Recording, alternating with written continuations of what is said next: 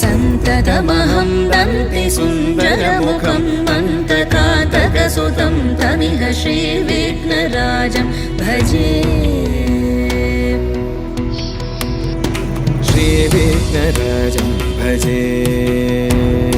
श्रीविघ्नराजं भजे श्रीविघ्नराजं भजेऽहं भजेऽहं भजेऽहं भजे तमिह श्रीविघ्नराजं भजे